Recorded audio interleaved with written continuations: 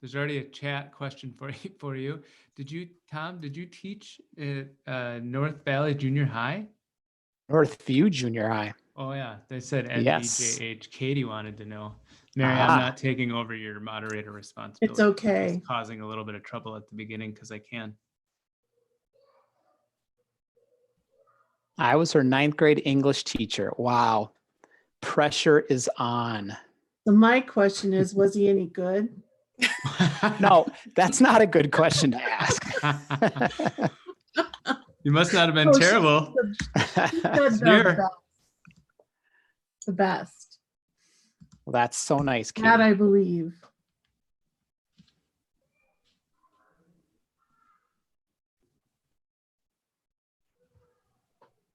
I lost track of which camera. I did the wrong thing.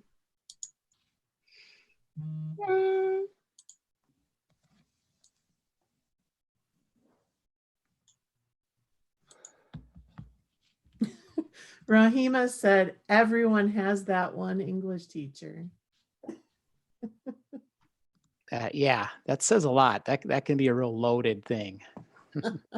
Right. Is it the "Oh Captain, my Captain" one, or the one you roll your eyes at all the time? I can't think of another one. I can't think of any bad teachers because I could only love think teachers. of the Ben Stein guy, but that was economics or something. Yeah. Anyone? Yeah, anyone? Oh yeah, I didn't think of him. Spikowski. I'm gonna knock my shoe on my head here in a second. Hey, this is an education conference. What are you guys doing? Joking around about knocking yourself in the head with shoes and things? That's crazy. What about I'm gonna with the shovel? It's not an education conference until 4 o'clock. So yeah, that's a good point. It's the pre-education conference. You know what's great about this? Can you hit CC? The other thing that I realized is it's Teacher Appreciation Week. What an incredible way to show our appreciation for teachers than to host 2 fantastic days of professional learning for free, volunteer-based, grassroots-driven. There's been a lot of questions about, are we MDE? We're not MDE. We were eager enough and early enough in the planning that MDE took their lead from us. Just kidding. They had already planned to have those days. We just caught on the tailwind of it. But we're not actually associated with MDE. We're just a ragtag bunch of optimists trying to make some good stuff come out of this. And I'm going to get out of the way, but I just had to pop in because Tom Brandt is here and Lana. Wow, that's pretty good. That's pretty good stuff. Before I zip it and get completely out of the way, this has been fun. If you are joining us now, if you would post in this chat or the YouTube live stream chat, how many sessions have you been at on the 2-day summit? I'd love to see some numbers of how many sessions you've had. We've had 10,000 new visitors to our website. And so I'm just curious, how many sessions have you participated in? And I'm gonna let that roll through the chat, and I'm gonna mute and turn off my camera, and I'm gonna be a participant now. Got 10 showing up a couple times. Cheryl, nice work. Yes. Oh, 13. Lisa took it up a notch, 13. 13. 16. Whoa. You know, quarantine does strange things to people. Yeah, that's true. Well, good afternoon, everyone. Welcome to the Minnesota Digital Learning Summit. And we are thrilled this afternoon to have with us Tom Brandt and Lana Peterson to present to us on building community in the online learning environment. So take it away, Tom and Lana. All right. Hi, I'm Lana Peterson. I am the PD and Community Engagement Coordinator at the LT Media Lab at the University of Minnesota. And I'm Tom Brandt. I attended the University of Minnesota, but now I'm a digital learning specialist with the Osseo area schools and a one-time English teacher. And we want to introduce our amazing moderator, Mary Messicomer. She will be doing a 5-minute stand-up in the middle of this presentation. She is the funniest lady in ed tech, and I think we can all attest to that. Yes. Why, thank you. So as people are joining, if you could just describe your experience in one word, one feeling word during distance learning thus far through the chat box. We'll read some of them as they come in. I see an overwhelming, disconnected, balding. exciting. I can relate to that. Frazzled, persistent. I like that. Lots of hair stuff here. Somebody's pulling their hair out. Adventurous. Keep it going. We'll kind of check on those as they come in. If you're in the YouTube live, share that as well. And if you're deprived. watching afterwards, just think about it to yourself as well.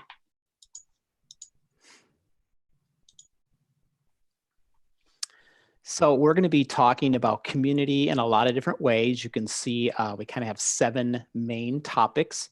And we're going to begin with kind of a little bit of background of instruction and what's kind of emerging from our current time. And then we're going to get into practices and tools and resources.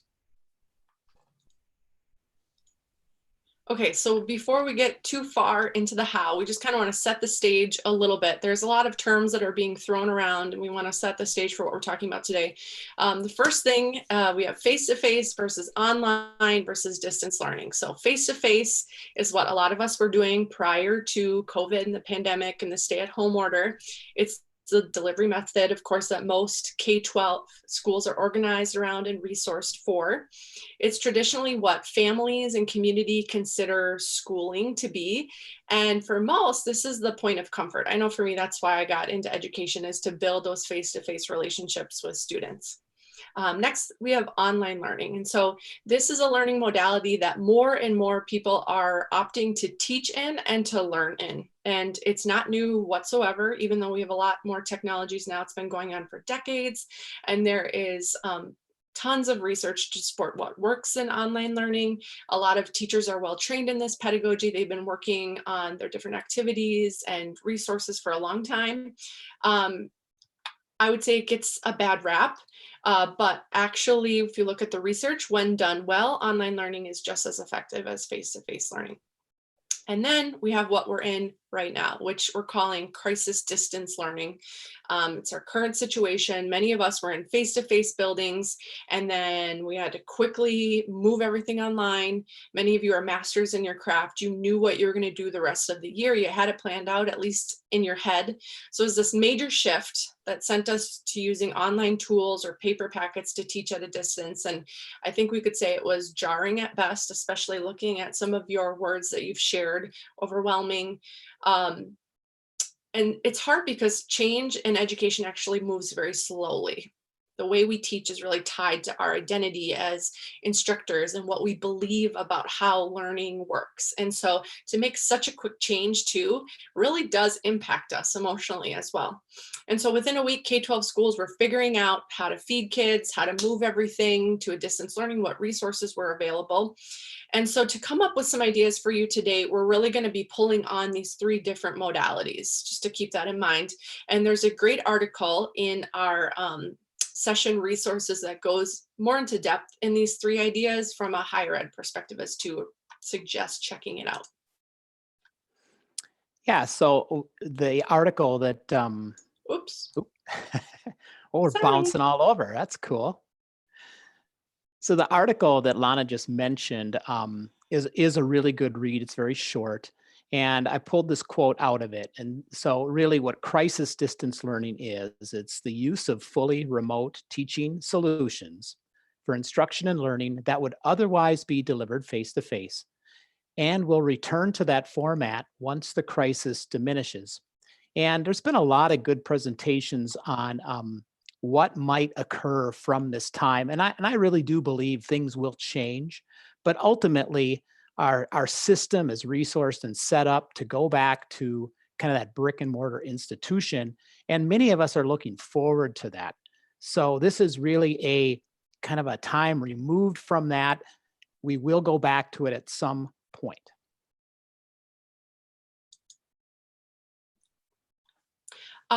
So you might have seen this. Ken Buck wrote this. I'm not going to read it to you, but I thought it was really beautiful about how quickly the field of education really turned around and turned distance learning into a thing.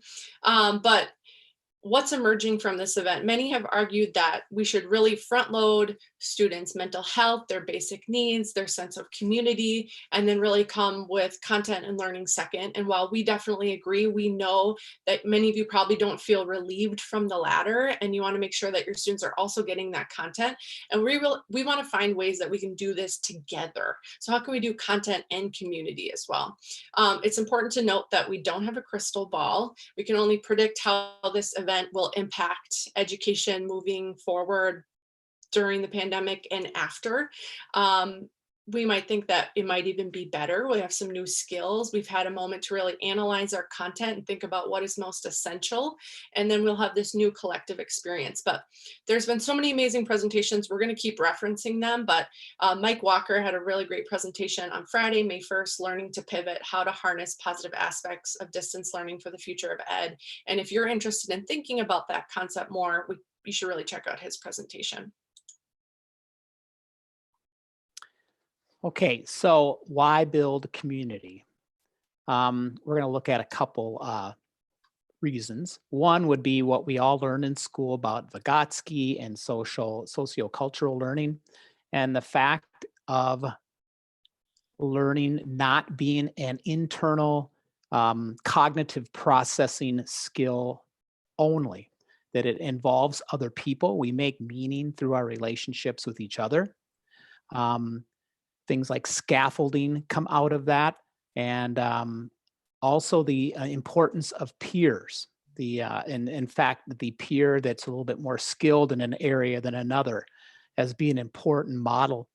And I also put in something from a study on online classes at community colleges, where they studied 23 online classes.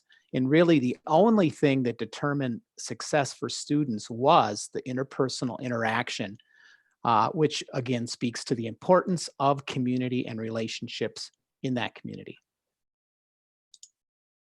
Okay, so we're going to move from why to how with a pause. We want to build community for all learners, not just for some learners.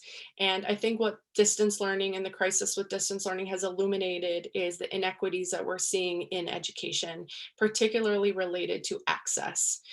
So classroom discussions, team building activities can be translated into synchronous activities. We understand there's endless amounts of things that you can do in a Zoom or a Google Meet. You could pretty much turn any fun icebreaker into a Zoom meeting, but that really leaves out a lot of students that cannot access synchronous meetings because they don't have the tools, they don't have the Wi-Fi, maybe they're taking care of a younger brother or sister, or maybe they don't have a parent that can support them in getting connected. And so we definitely encourage these synchronous meetings, but we really wanted to focus on asynchronous activities that you could do to build community within your classroom. And so that's kind of the context that we're presenting in today. And again, another great presentation. There was an amazing equity panel today. It's called "It Doesn't Have to Be This Way: What You Can Do to Confront Inequities During Distance Learning." Check out the Minnesota Distance Learning website to see that recording if you want to think more about that.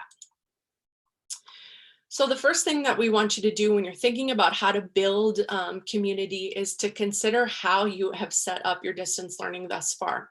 So distance learning happened and there was this mad dash to put all the content either into packets or into learning management system or online.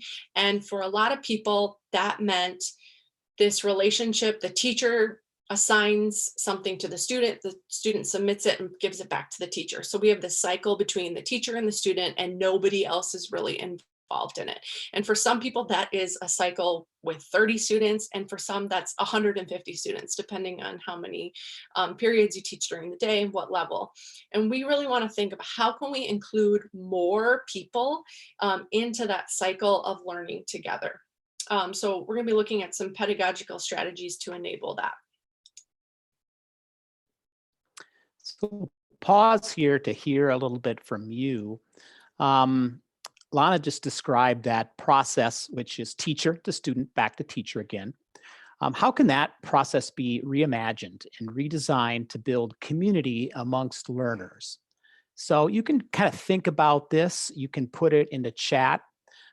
You're also, if you've gotten into our presenter document, you can use that as a kind of a thinking tool as well.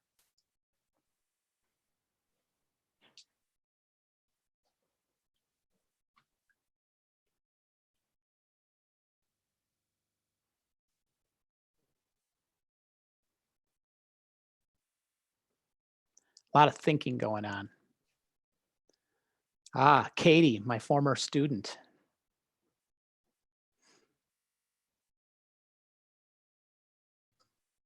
So There's a feedback couple from other things, yep. students.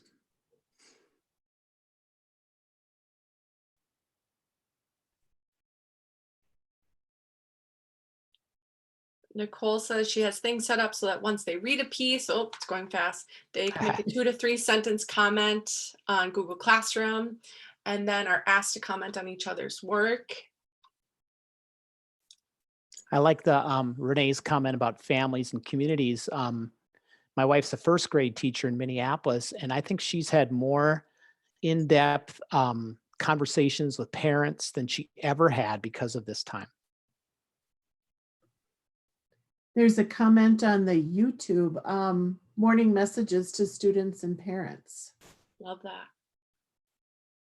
Keep them coming. Don't forget to put them in the participant doc so that our friends who are watching this asynchronously can also access these resources as well. So the first kind of strategy we're going to talk about too is the teacher as community champion. So when you look online about how to build community in online learning, a lot of resources talk about teacher presence. So it's kind of like when you walk into your first day of school, right? And you have this energy and you're super excited and you're making relationships and joking with the students and building that community. You want to do the same thing in an online class. And just as this format is new to you, even if you taught it blended, it's also new to the students. And so really trying to set the groundwork for what does this look like? How do we operate in this space? Is it okay to be funny? Is it okay to crack jokes? Is it okay to build community alongside the learning? We don't always have to be so serious, and the teacher can really set the tone for that.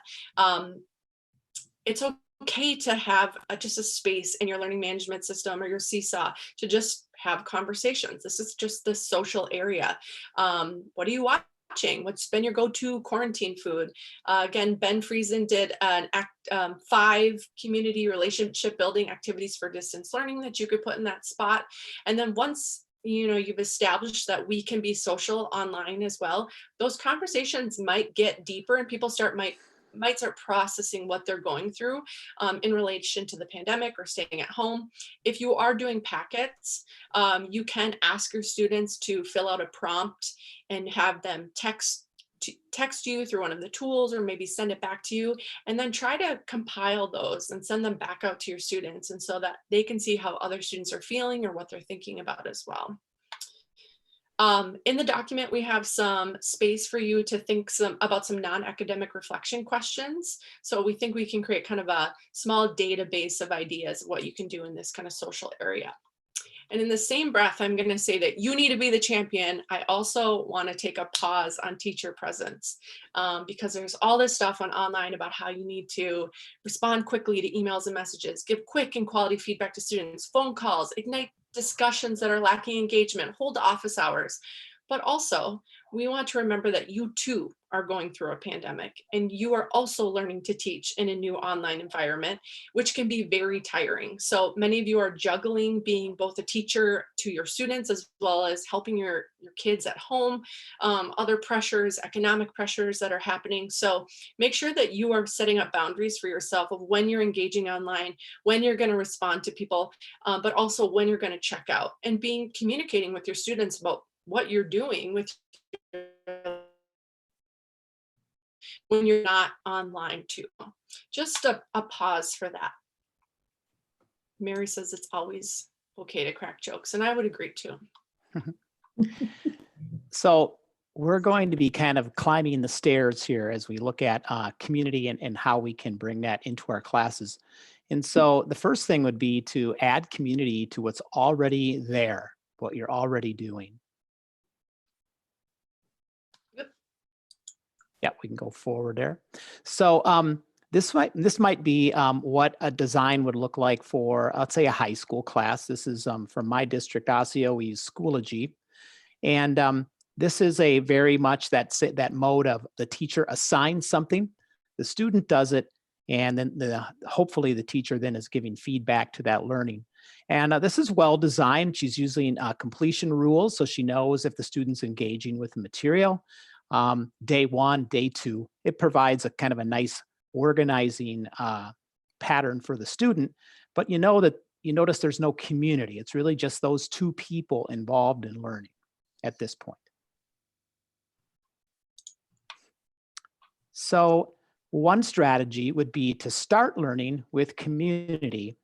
And so this example is from a blended health class that I developed with a teacher. And so what we did is we called the beginning of each unit was called the starting line. And so students would engage with, you have usually a video clip or maybe some kind of a graphic image.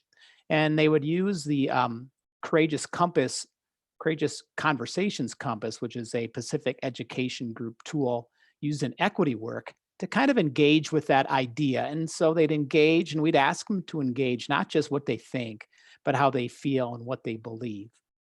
And so from that, they would then post to a discussion. And so the first thing they did as learners was really bring themselves into the topic. And what was nice about this is, first of all, you could not be wrong. And you were an expert because it's my feeling, it's my belief. I'm not going to be right or wrong. It was a great way to kind of engage them with learning inside of a community. This particular community, we didn't require them to reply to each other at that time. It was just more or less kind of an open forum where people could see where they were with each other.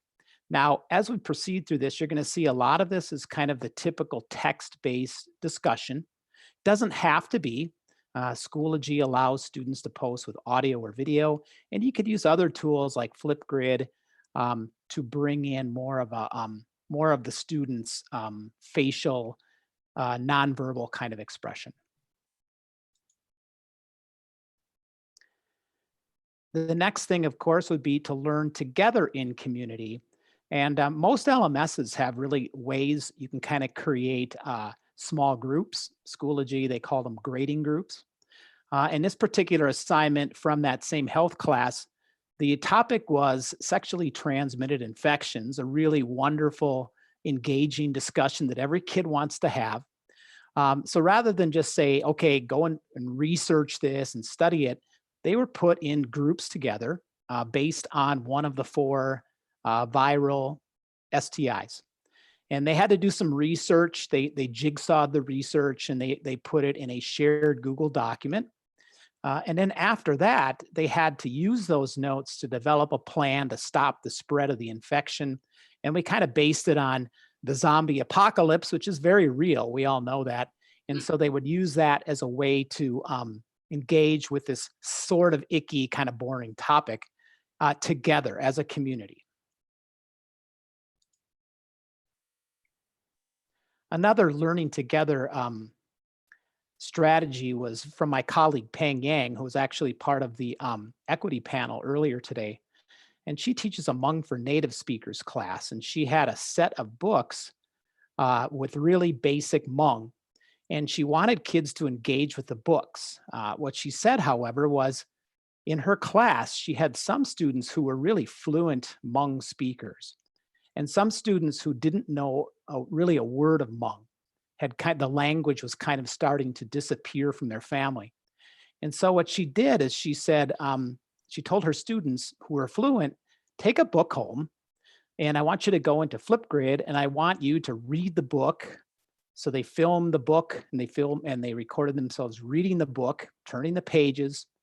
And so she created a content library that the less proficient readers could then go in and hear their peer. If you go back to that sociocultural learning, they heard a more skilled peer read the book.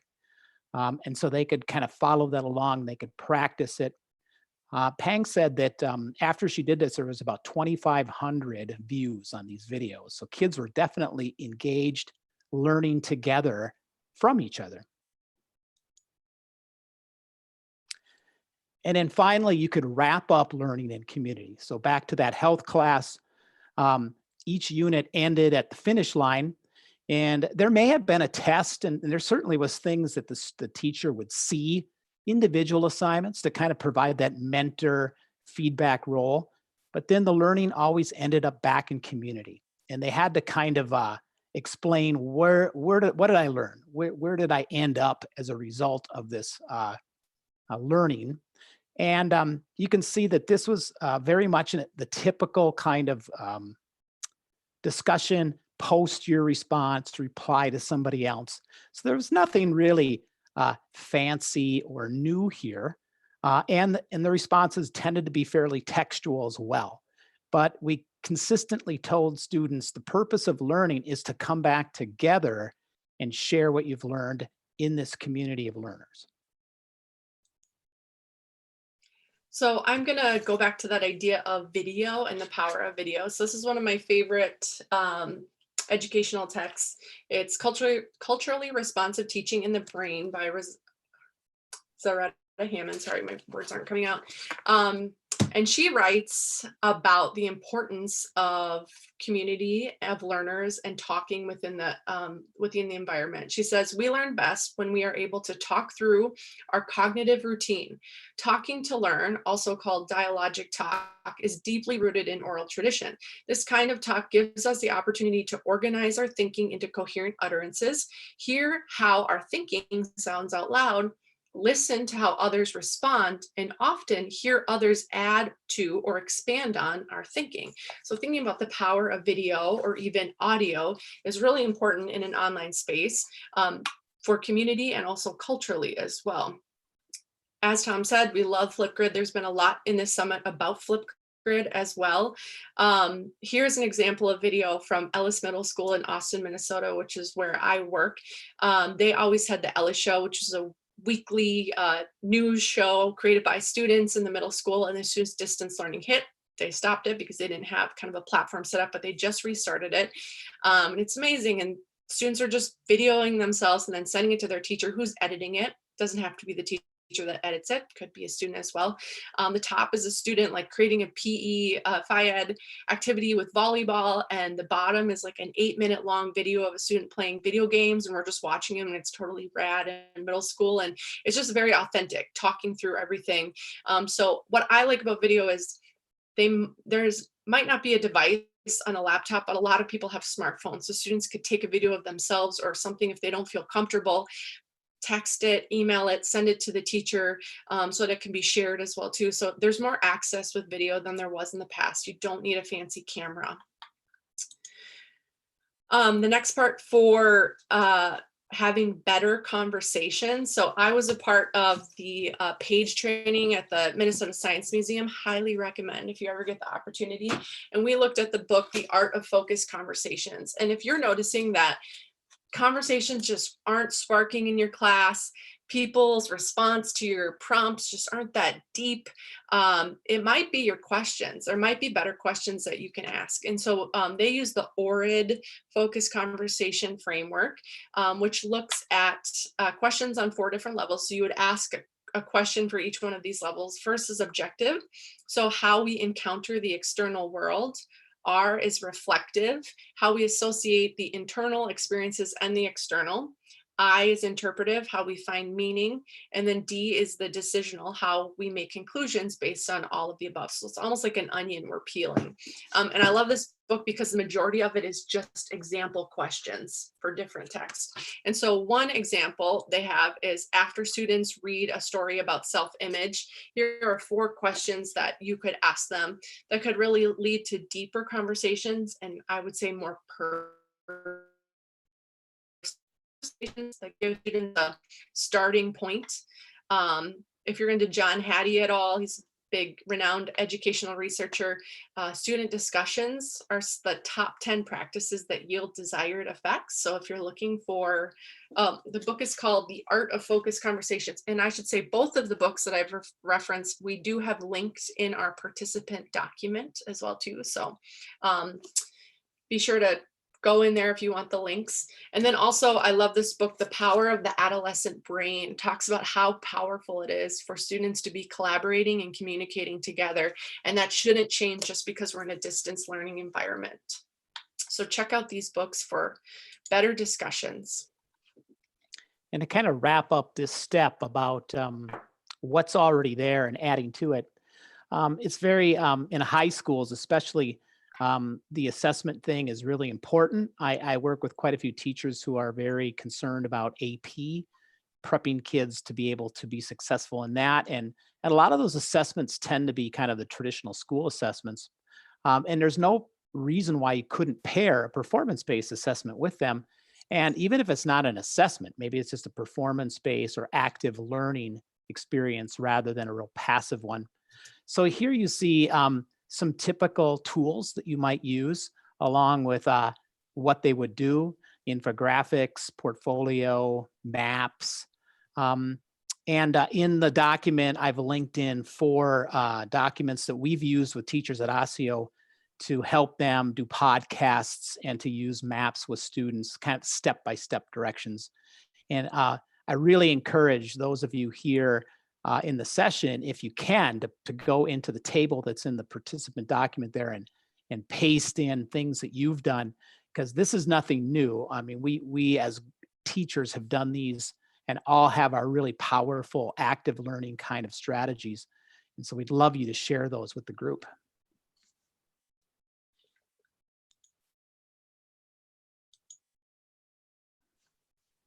So taking that next step to new community learning spaces. So perhaps May always was, when I was in the classroom, you'd get rid of the testing period and it's like, good, now there's space to like do that new thing that I've always wanted to do. And there's not pressure to get ready for some kind of a accountability measure. So you might want to do the same thing this May. And it's like, what is some new learning space that I can create that I might as well use this opportunity to do right now?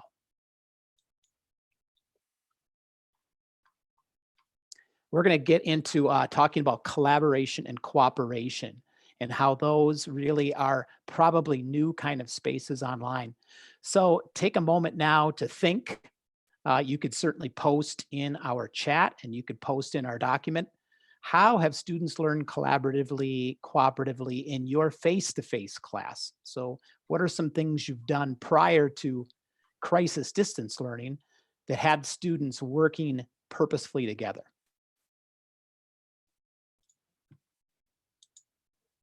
It looks like Renee has a question about adding to the document. There's a few prompt areas, little tables you can add to. You can add wherever you feel like it, but yeah. Yeah, we're okay if that document gets completely messed up. We'll clean it up later. Or not. Or not. So just to talk about collaborative and cooperative learning, those are 2 different things, but some overlaps, and we've already kind of woven them into everything that we've talked about thus far. So peer feedback on assignments, student discussions, putting together in small groups. Cooperative learning often use the small groups, and we would encourage you to do that as well online. And like Tom says, it doesn't have to be so that this group is creating this big summative assessment. They can be processing learning together. So if you break them into small groups, maybe you break them into mixed ability levels. Maybe you put people together based on personality or when you know they're online doing distance learning. And then give them an essential question to investigate and give them some space to show how they're working through and investigating that question. But just like in face-to-face cooperative learning, we really encourage that students have roles so that they know how to engage in the community. They know what they're responsible for, and they know they don't want to step on people's toes. And so in the classroom, oftentimes you see like materials manager or timekeeper, but online we need to have a little bit different roles. And so I brainstormed some roles here: project manager, keeping the class or keeping the group on a timeline, curator, going out and finding resources, tech guru, setting up maybe the Zoom or setting up the Google Doc, editor, looking through and making sure there's no grammatical errors before you submit something, source reviewer, which goes back through the curator stuff and says, maybe that's not as much of a dependable resource. And they really recommend, the research shows, 4 to 5 students max, to just making sure that everybody's getting together. If you can think of any other roles, I brainstorm these, but if you can think of any others, feel free to send them through the chat or put them on in the document as well. So I found this when looking for some activities. I thought it was so cool. It's a company and they have remote working teams. And so what they do is they created a user manual. You create a user manual for yourself. And you say, hi, I'm Lana. These are the ways I like to communicate. These are the ways I like to receive feedback. These are some of my favorite quotes. These are the things I struggle with. And so when you put students together in groups, have them make a user manual that they share with their team. We link this in our page, but it is a pre-created PowerPoint for students to think about, and so you could give it to them. And I just thought it was a cool idea to kind of get to know you, as well as making sure if I know that Tom's a night owl, I'm not going to get mad at Tom if I haven't heard from him yet today, because I just know, oh, he kind of hangs out at night, so I'll get back to him then. We wanted to just rethink tools and how collaboratively we can use these tools to kind of showcase our thinking. So instead of thinking about Google Docs as this kind of final way that we'll submit to a teacher, Google Doc, Word Doc, however you want to do it, this could actually be a way that students use as a space to collaborate with. I like Google Docs, Word Docs, because you don't need a login to edit them and to be in them as well. So you can set them up for students. They could use different colors to showcase who did what. You can use the comments to kind of track how is community being built, how is their knowledge being built over time based on this subject. Next, we have Padlet. I love Padlet because it's an interactive whiteboard, or interactive poster board, and you could put in links, and you could put in pictures. This was from a class I was teaching at the U, pre-service teachers. They were investigating the ISTE student standards. Different groups had different standards, and they were going through and commenting and liking and processing what they were thinking so they could do an each one teach one activity. Another tool that I like right now is Explain Everything. It doesn't have to be Explain Everything. It could be really any sort of interactive whiteboard. I know Google has Jamboard, and Microsoft has one as well. Explain Everything's free for schools until the end of July of 2020. And so this, you can put in clip art, you can put in links and pictures, and you can all be in the document working together, and then you can record as you're interacting. So imagine a substitution would be if you're in the classroom and you put different groups in front of different whiteboards, except for this way, it could be more interactive, and you could put in your links in there as well. So interactive whiteboards, I think it's a great way for people to collaborate and to show how their knowledge is built over time. Okay, final step is building community. And I think we could go to the next slide, Lana. So no presentation is complete without something from The King and I, and this great song. I joined Ben's session, the very first one, which, and if you know Ben, you don't want to follow Ben, and we're all following Ben, and his was so good.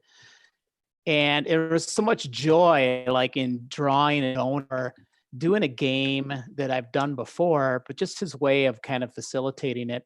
And somebody might say, well, yeah, that's great. But what about the learning? What about the learning? And we've just kind of gone over some ways of how you can facilitate learning through community. But really, who wants to learn with a bunch of strangers? We don't learn when we don't feel trusted, when we don't feel safe. And so really the highest level of learning is going to take place in a community where people just feel good around each other. And so that's kind of the purpose of, you might just be really spending a lot of time building a community, and you should put that thought out of your mind, like, oh, how am I going to justify this when it comes to learning outcomes? You won't, but you'll justify it that you have people who are showing up and they really want to be engaged with what the group is engaged with. Is anybody really looking at this and not singing it in their head? I know. I'm thinking of that commercial. I can't even think of what the product was, but I just remember the song in the commercial. Lucky for you, I was on mute. Yes. So what we're getting at is it's okay to just have fun, but you can also do it synchronously. So one thing that you might be seeing on social media right now is a lot of these people are bored in their homes and they're filling out these weird kind of surveys, but this would be fun for students too. I found these really quickly. They were probably all made in a tool called Canva, where you can make really pretty designs for things. But how fun to do this with students, pizza or pasta. They could circle it. Also very easy to do on a smartphone because you can just edit the picture, circle what you like. If you have non-readers, you can use objects. Obviously, you want to make it culturally relevant, what they're engaging with, but a fun little activity that you could do to just spark joy in the classroom. I really walked away from our PowerPoint template here, but this is 5 activities that you could do just to have fun. The first, obviously, I'll start with the kiddies battling each other, but this actually represents either, however you want to say it, GIF or GIF battle. So let's say you read an article or you read something, and then you ask your students to find the best GIF that represents a summary of what they just read or their reaction of what they just read. And whoever finds the funniest GIF wins. You can vote on it. Over at the 3 o'clock, we have the creative virtual tour. So people are stuck in their homes right now and they want to get out. Tell the students if they could travel anywhere, where they would travel, and to set up a virtual tour to share with their peers. Then you could see where people's dreams are and why do they want to go to Paris? Why do they want to go to Russia? And show us where exactly you want to go.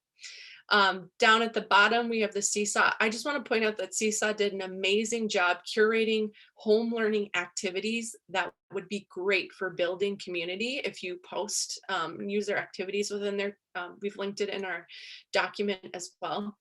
A lot of you might have seen the virtual spirit week going around. A little something about me. I was middle school spirit in high school, and so I believe in this full-heartedly. But how fun to just kind of change it up, ask students to do something weird and wacky. Pajama day is kind of out because every day is pajama day now, but virtual spirit week. And in the middle, you will see a picture of the New Kids on the Block Barbie dolls, which yes, I do have in their packages.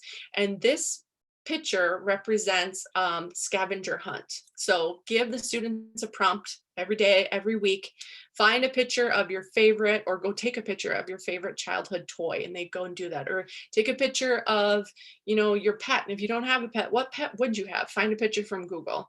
They might download a picture of a hippogriff from Harry Potter or something like that. So it's fun. Just find a picture, go take it in your somewhere in your home, upload it, and it could turn into some conversation. I just want to say that, Lana really was okay with kind of exposing her herself to the group by showing her collection of New Kids on the Block dolls. No apologies. If you do want to see them, I will show them to you in the Flipgrid later. And then last, but most certainly not least, setting classroom norms and agreements. We know that this happens a lot in elementary classrooms and kind of teeters off once we get into secondary. So, you show up to class at high school and you're like, this is how this class works. But really, not all classes, of course. It is important to set norms and agreements in online spaces. I'm a part of the Learning Technologies program at the U, and for every graduate class and undergraduate class we have online, we create this democratic process where it's like, what do you need in this space to feel included, to feel accepted, to feel like you're part of a community? How do you communicate? What does respect look like for you? And you may be thinking to yourself, well, that's cool, but we're already 6 weeks into distance learning, so it kind of feels late. I don't think so. You can enter that conversation and say, now that we all kind of get the gist of this distance learning, what do we need for the last 4 weeks to really make it the best that we can make it? And I just really encourage you to kind of create that space so that people feel a sense of trust and a sense of responsibility and a sense of agency within your classroom as well. Lana, we have a question here. Oh. What if you have a couple of chronic disruptors? You know, I saw that question there. And so one thing we're kind of highlighting is the use of asynchronous experiences, which can help maybe for you and others to be kind of a guide to that. For instance, if you're using a discussion, let's say a Flipgrid or a regular textual discussion, you can set it up to moderate. And so you can see the post ahead of time. And if it's one where the student is trying to agitate or is really not appropriate for that particular thing, that gives you time to reach out to them. Say, hey, you know, let's talk about this. You don't, and then if you need be, you can just delete that post and you don't allow it to go to the group. Because you're right, when you do the synchronous discussion, you know, you have to have a certain level of trust there because you are opening yourself up for the possibility that somebody might do something that might be harmful to the trust and relationship in that community. Yes, I would agree. And I would maybe kind of ask them what's going on, or what about the distance learning is not working for them per se, and ask them if they could how they would design the class differently to better meet their needs. And some, I don't know, giving them a little bit of agency, I think might make them feel a little bit of responsibility as well too. So it could be one strategy that works for you. But like Tom said, I think you're always going to have some disruptors in the classroom as well. But sometimes I think about, why are you disrupting, and what could I learn from your disruption as well too? Is there something that isn't meeting your needs?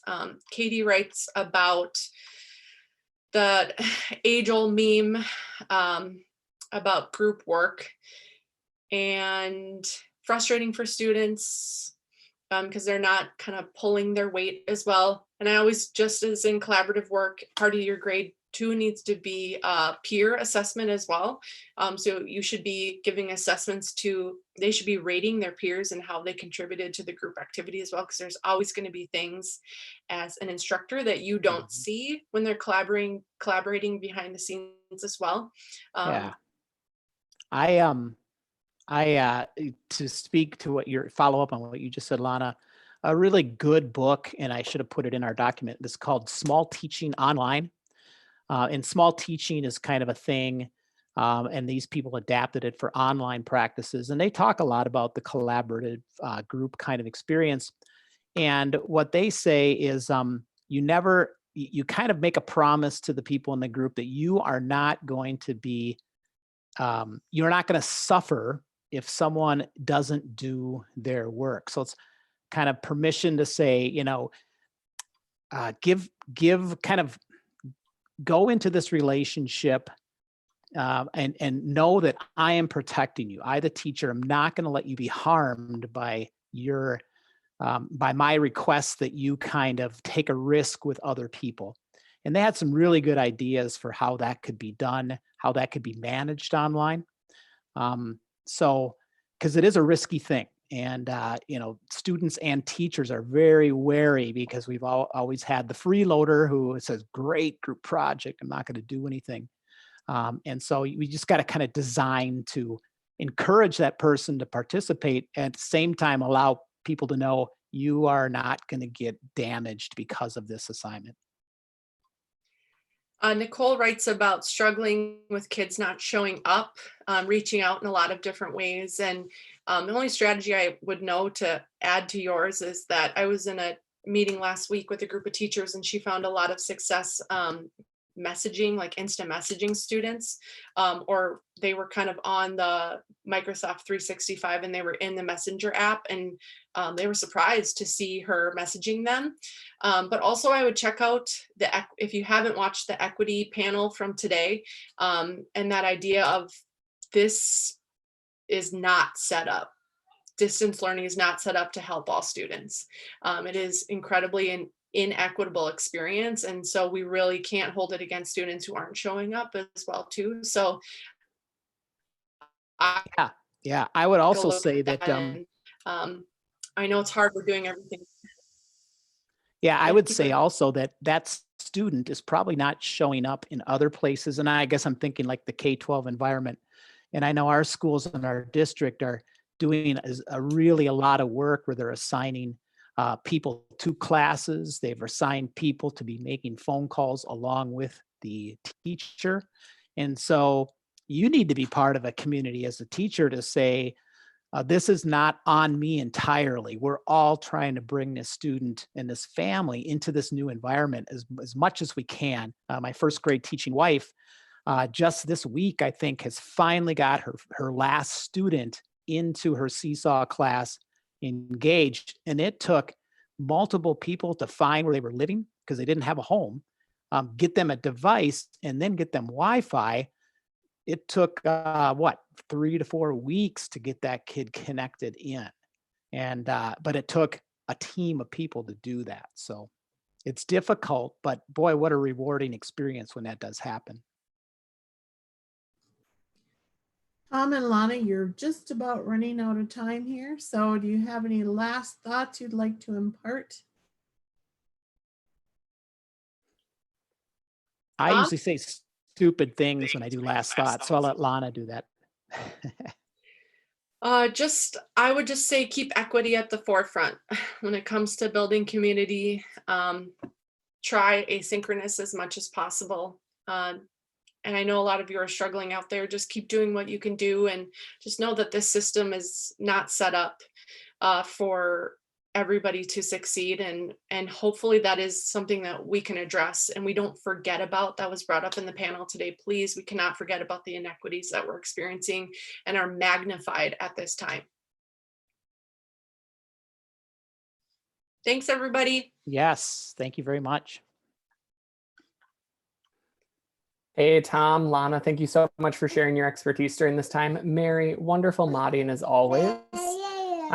We invite everybody to head back to the website, find that CEU tab, as well as join our next session at 5 o'clock.